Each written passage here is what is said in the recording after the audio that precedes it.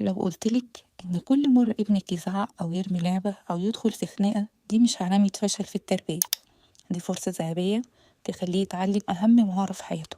وهقولك طريقة واحدة بس قادرة تقلب الشجار لتعلم.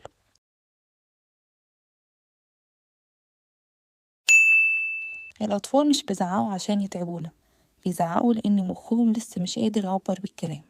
جسمه بيقول أنا متضايق بس لسانه ما يعرفش يوصل ده. وهنا الأم بتشوف سلوك صعب، لكن العلم بيقول إن لحظة الشعور هي أعلى نقطة فيها دماغ الطفل جاهزة تتعلم لو عرفنا نتعامل صح. يعني الأزمة نفسها هي الدرس. الطريقة الذهبية: التسمية قبل التوجيه.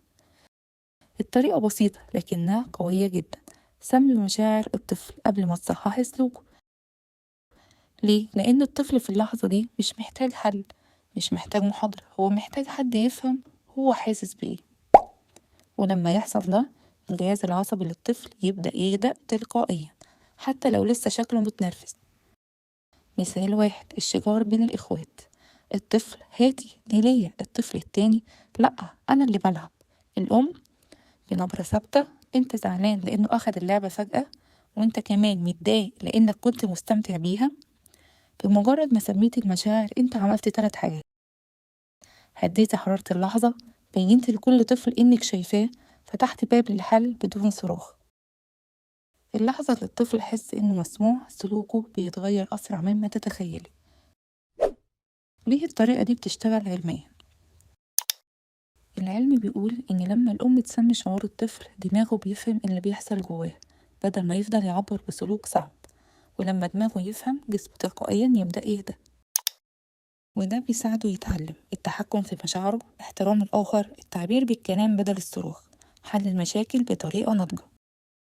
انت مش بس بتهديه، انت بتبني مهارة حياتية. مثال 2: الطفل اللي بيرفض يشارك. الطفل مش هلعب. الأم واضح إنك متضايق ومش جايز تشارك دلوقتي، تعالى نهدى دقيقة وبعدها نفهم حصل ايه. بعد هدوء بسيط اسأليه تحب تقولي ايه اللي ضايقك. هنا انت علمتيه يوقف، يهدى، يعبر، يطلب احتياجه. مثال 3: نوبة غضب في مكان عام. الأم بهدوء: انت متضايق لأنك كنت عاوز الشوكولاتة ومش سهل عليك تسمع كلمة لأ.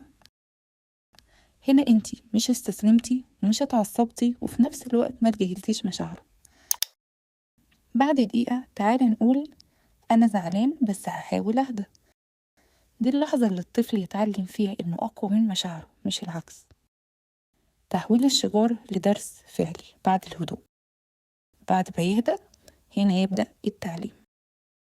قوليله لما تزعل بدل ما تصرخ قول أنا محتاج وقت لوحدي، أو أنا مش فاهم ساعديني. كده انتي نقلتيه من سلوك مؤذي لسلوك ناضج. جربي الطريقة دي مرة واحدة بس وهتنديشي من التغيير. الشجار مش نهاية العالم، ده بداية مهارة اسمها تنظيم المشاعر. ولو محتاجة خطوات مفصلة لبناء طفل هادي متزن وبيعرف يعبر، انضم للعضوية. كل أسبوع هنعمل فيديوهات تربوية عملية تسهل حياتك وتبني طفل أقوى.